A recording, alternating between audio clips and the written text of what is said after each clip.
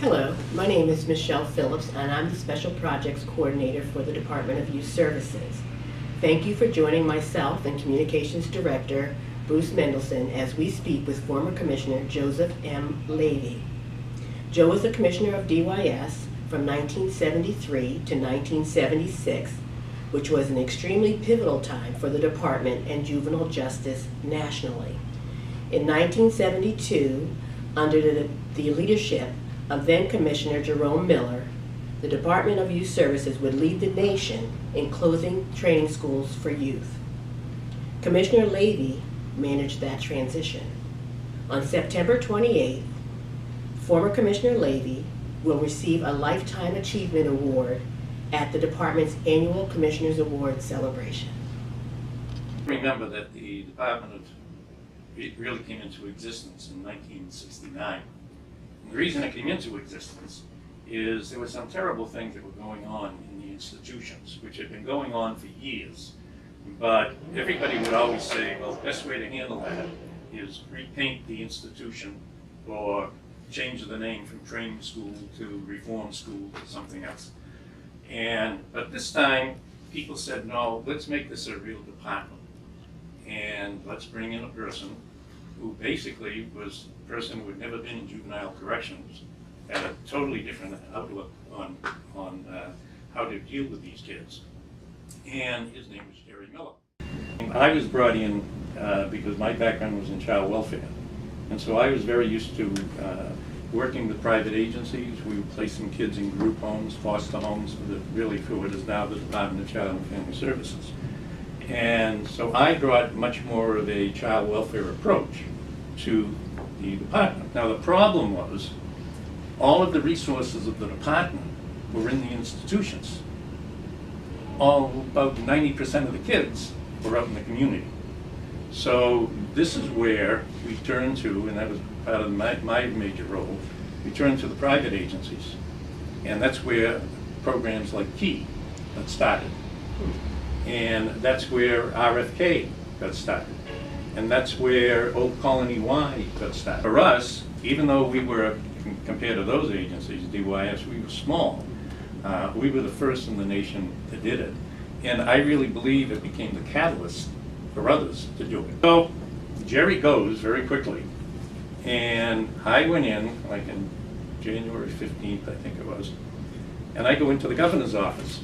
You know, he wasn't there, but Al Kramer, who later became a judge, and a few others were there. And they said, what's all these problems we're hearing about the Department of Youth Services? I mean, you know, saying that the kids are out there, these group homes are not being supervised enough, and you've got all of the staff who are still sitting in the institutions with no kids. And you've got the institutions themselves with nobody in them, but it's costing an awful lot of money. So I did say, well, you know, the problems didn't start today. You know, this is my first day, you know, just here, you know. But what are you going to do about it? Well, what we had to do was really establish the community-based programs. We used to have a program in the state called Oakdale. And there you would send kids 7 years of age. And they would stay there till 12 and move on. And everybody got the idea at that point, well, these are the kids, these are the bad kids. And so the best way to deal with bad kids is keep them in the institute. There were like 80 kids in that program. And I spoke to one kid and he was telling me, well, he says, yeah, I'm here at Oakdale. But he says, you know, when I'm 12, I can go to Lyman. And when I'm 15, I can go to Shirley.